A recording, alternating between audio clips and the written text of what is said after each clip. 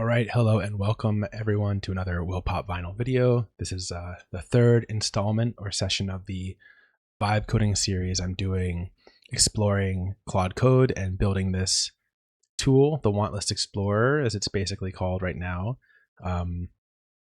Just like using prompting through Claude Code. So just wanted to update everyone. Today's July 6th. Had an awesome 4th of July weekend.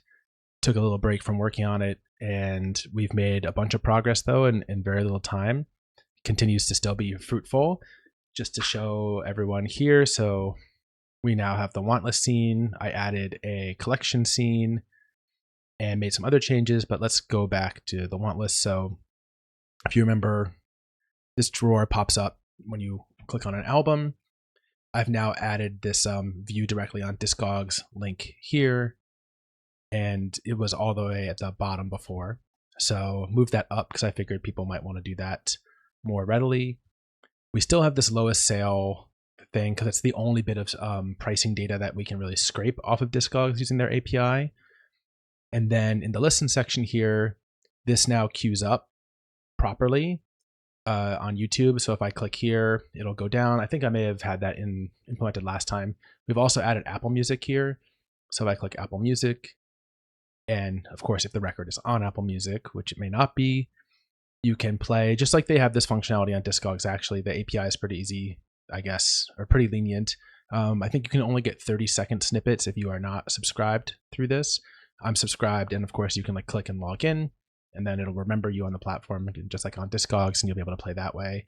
I looked into adding Spotify too. I moved over from Spotify to Apple Music last year, but I figured some people might want to use that, but it doesn't really seem to integrate in the same way, or it's not quite as easy to add.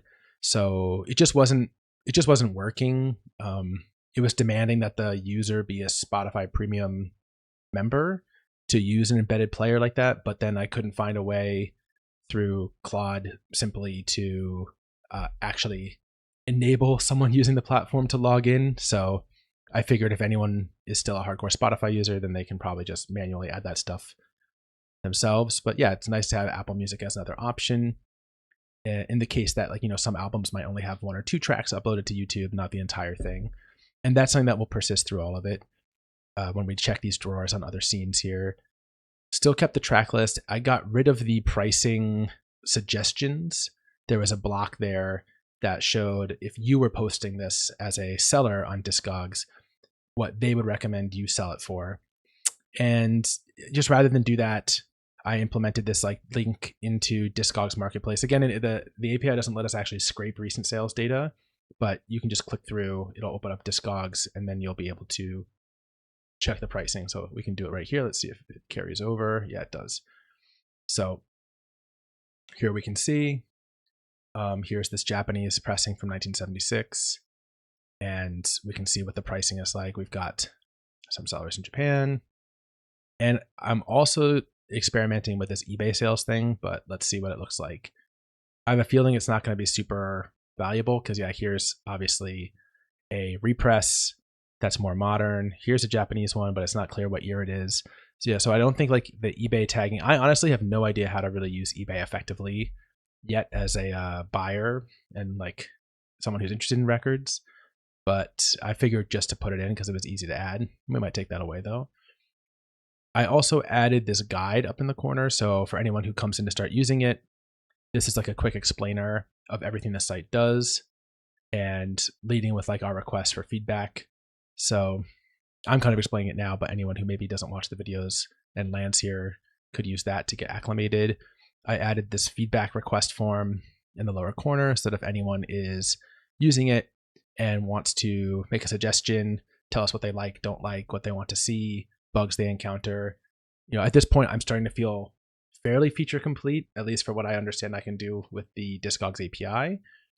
And the rest is going to probably be refinement and just making the total user experience easier, making it look better, and then optimizing it for mobile and finding a way to either make it an app or make it one of those like web apps that like looks like an app on your phone, but it's just like a glorified web page that looks like an app. So yeah, I added the collection scene because I figured that people might want to be able to just view their collection. It just was low hanging to do that. And I might add some different filters and stuff up here, but I haven't really done anything more than ask it to add this tab. The recommendations tab still works the same.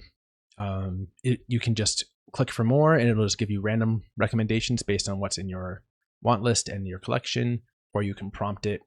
So, just the prompting takes about 30 seconds or so of thinking to produce something. So if we said like, show me 5 more, let's say cool jazz records that have 5 more, that have Japanese pressings. And let's just let this think for a second. And again, you'll see, so you can see down here, here's like disliked, and we'll do the basic flow. And I also have like my liked list over here. Once you add something from your liked list to your want list, either by clicking add want list or by, clicking through and going to Discogs and actually finding the actual 1 or more pressings that you do want to add, it will reconcile, and then this want list or this liked list will kind of resolve itself. So if I went through and added this Real McCoy Japanese pressing to my want list, I don't have to manually remove it. It will pick that up next time it scans the back end, like the collection and want list. So that's kind of a nice feature. Oh, and here's recommendations back for us. And we have some Chet Baker, Jerry Mulligan, Art Pepper. So let's just, look through here. Here's an Art Pepper record. Did it show? It pulled a US pressing, but I'm assuming this one also has probably because I previously told it, like, I have a preference for first pressings. So I would have to click through to Discogs here. This is something that I still have to figure out. I mean, this is like kind of the fiddly bits of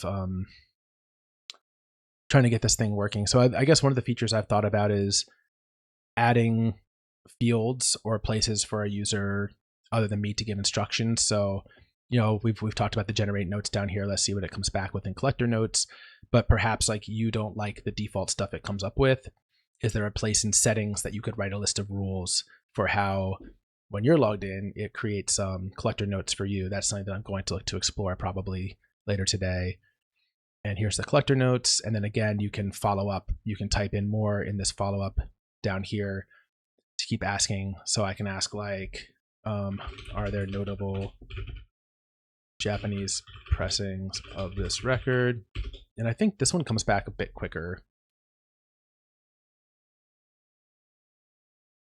Yep. And it tells you the information there. So, let's just say for the sake of, let's check, see if it's out on Apple Music. Let's say it's on Apple Music and we liked it. We can put it right into our liked list. Now it's going to pop up over here. If we don't want it in the liked list anymore, we can remove it. If we don't like the record, we can hit the X and put it into the disliked list, and it's going to jump down here. And this is all just, again, to exclude it from coming up again in future, searches and recommendation queries. Lastly, the playlist. So yeah, this is where you can ask it to generate a playlist for you of albums based on what's in your want list, again, to reacclimate yourself with what might be there, especially if you have a big want list that's got a lot of ancient polls on it. And just like with the others, you can do YouTube or Apple Music. So if we just simply said like 5, let's see if it'll be really specific. 5 Blue Note records on my want list. Let's see if it actually only returns Blue Notes. I don't know how much of the Blue Note stuff is actually going to be uploaded to YouTube, but I think a lot of it is on Apple Music. And so it's giving me, yep, these look like they're all Blue Notes. And it's defaulting you to the YouTube view here, but I can also check Apple Music. If I hit play, it's going to pop up the player here. This looks kind of bad. This is the type of thing that I would want to see improved in terms of the user experience, the user interface. And that's kind of it. Like I kind of wonder, like, should this liked tab be somewhere else?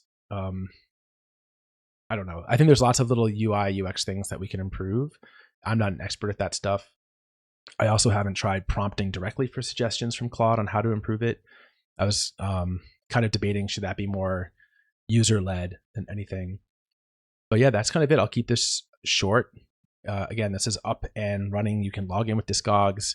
Oh, the last thing I should say is, so in order to gain access to the AI stuff, if you go into the settings up here, you'll see it asks for a key from Anthropic. So that's something that you'd have to go get. So even if you're already a Claude subscriber at like the whatever tier, you will have to log into your Anthropic account. You can see there's a link here for you to do that. And you'll have to go get a key. It's very long, but it's a simple thing to copy and paste in. And you have to fund that key. So yeah, it doesn't spend against whatever you might already be paying Anthropic for your Claude subscription if you are doing that. But everything costs about a penny or less to do. So something like funding it for $5 or $10 will get you a lot of runway to prompt and do stuff with this. So yeah, this is the kind of the last thing there. And then this could also be in the settings area where we could expand this to allow users to customize instructions for what they get in the notes and or in their playlist generation or recommendations generation, things like that. So anyways, that's about it for this update. If you're interested in checking this out, again, I'll link my Instagram below. Just go ahead and send me a DM there. And my DM should be open. I don't know if you have to follow me to DM me, but send me a DM. I'll share a link. And cool. Yeah, that's it. I hope next time I do an update, I hope that we have had some people using it and have a little feedback that I can talk about some of the iterations. All right. Thanks, everyone. And yeah, again, please drop a note if this interests you, if you want to test it, if you want to learn more about Claude and what AI can do. It's all very interesting to me, what it's been able to build so far. All right, that's it for this one. Later, everyone.